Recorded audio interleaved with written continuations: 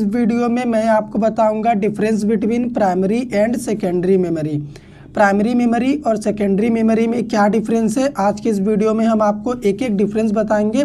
वैसे primary memory क्या होता है और सेकेंडरी क्या होता है, इसके ऊपर मैंने एक वीडियो बनाया है। अगर आपने उस वीडियो को नहीं देखा है तो वो वीडियो आपको इस वाले वीडियो के एंड में मिल जाएगा। तो चलिए हम डिफरेंस देखते हैं दोनों में क्या डिफरेंस है।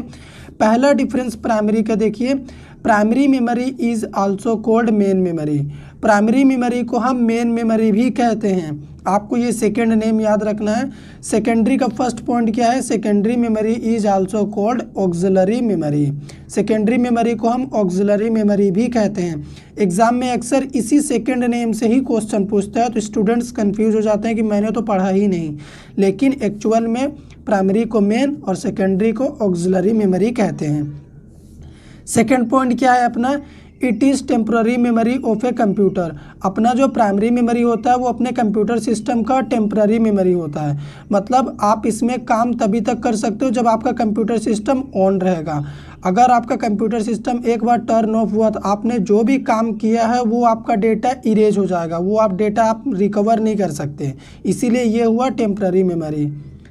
It is permanent memory of a computer. अपना सेकेंडरी मेमोरी अपने कंप्यूटर सिस्टम का परमानेंट मेमोरी होता है, क्योंकि इसमें अगर आप एक बार डेटा को सेव कर दिए हैं तो वो परमानेंट लाइफ टाइम सेव रहेगा, फिर चाहे आपका सिस्टम आप टर्न ऑन रखें या फिर टर्न ऑफ कर दें।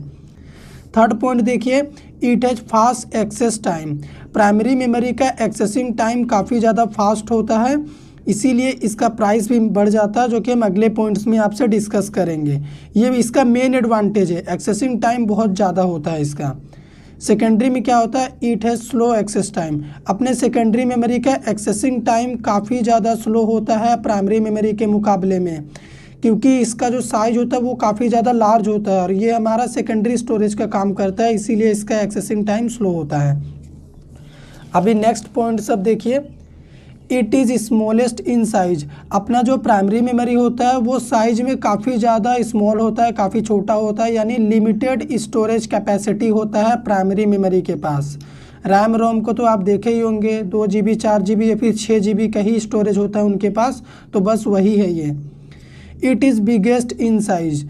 अपना सेकेंडरी मेमोरी काफ़ी ज़्यादा साइज में बड़ा होता है प्राइमरी के मुकाबले में, क्योंकि ये सेकेंडरी स्टोरेज प्रोवाइड करता है। जैसे हार्ड डिस्क ड्राइव, उसमें तो टेराबाइट में साइज चला जाता है, ठीक है। फिफ्थ पॉइंट देखिए, it is directly communicate to CPU। अपना प्राइमरी मेमोरी CPU से डायरेक्टली कम्युनिकेट कर लेता है, इसीलिए इसका जो एक्सेसिंग टाइम है वो काफ़ी ज़्यादा फास्ट होता है, जो कि हमने थर्ड पॉइंट में आपको बताया था। फिफ्थ पॉइंट इसका देखिए, it is not directly communicate to CPU। अपना सेकेंडरी मेमोरी CPU से डायरेक्टली कम्युनिकेट नहीं कर सकता, तो फिर इसके डेटा को कैसे हम एक्सेस करेंगे। It requires primary memory for its operation. Secondary memory को अपने ऑपरेशन को परफॉर्म कराने के लिए प्राइमरी मेमोरी की ज़रूरत पड़ती है। तो यहाँ पे आप एक चीज़ कह सकते हैं कि बिना प्राइमरी मेमोरी के हम अपने कंप्यूटर सिस्टम में कुछ भी नहीं कर सकते। हम जो भी काम करते हैं सिर्फ और सिर्फ प्राइमरी मेमोरी की वजह से करते हैं, क्योंकि यही एक मेमोरी है जो CPU से डायरेक्टली डील करता है। नेक्स्ट पॉइंट क्या है, इट इज़ मोर एक्सपेंसिव। अपना प्राइमरी मेमोरी काफ़ी ज़्यादा महंगा होता है। महंगा होने का इसका 3 रीज़न है। पहला, इसका स्पीड काफ़ी ज़्यादा होता है। सेकंड, ये CPU से डायरेक्टली कम्युनिकेट कर लेता है, जैसा इस पॉइंट में आपने देखा। और थर्ड ये है कि आप बिना प्राइमरी मेमोरी के अपने कंप्यूटर सिस्टम में कुछ भी काम नहीं कर सकते। हम जो भी काम कर रहे होते हैं सिर्फ और सिर्फ इसी प्राइमरी मेमोरी की वजह से कर रहे होते हैं, इसीलिए इसका प्राइस काफ़ी ज़्यादा होता है। इसमें देखिए सेकेंडरी में it is cheaper than primary. अपना सेकेंडरी मेमोरी प्राइमरी के मुकाबले में काफ़ी सस्ता होता है। सस्ता क्यों होता है, क्योंकि इसका स्पीड स्लो होता है। इसे अपने ऑपरेशन को परफॉर्म कराने के लिए प्राइमरी मेमोरी की ज़रूरत पड़ती है, और ये बस एक सेकेंडरी स्टोरेज का काम करता है। मतलब आपके पास अगर लार्ज अमाउंट ऑफ डेटा है तब आप सेकेंडरी मेमोरी में स्टोर कर सकते हो, जैसे हार्ड डिस्क ड्राइव में। सेवेंथ पॉइंट देखिए, वोलाटाइल इन नेचर एक्सेप्ट रोम।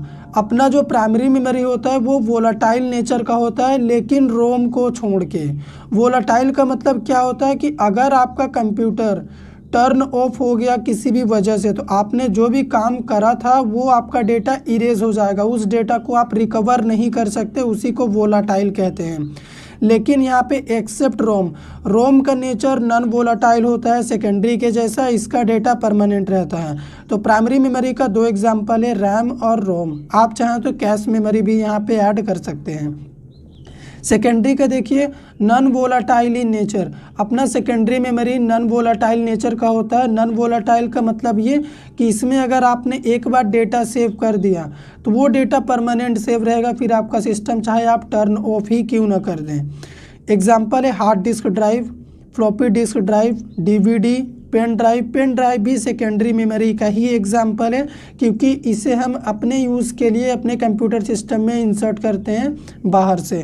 तो ये था हमारा basic difference between primary memory and secondary memory. अगर आपको हमारा ये वाला वीडियो पसंद आया हो तो लाइक कर दीजिए, शेयर कर दीजिए, चैनल पर नए हैं सब्सक्राइब कर लीजिए।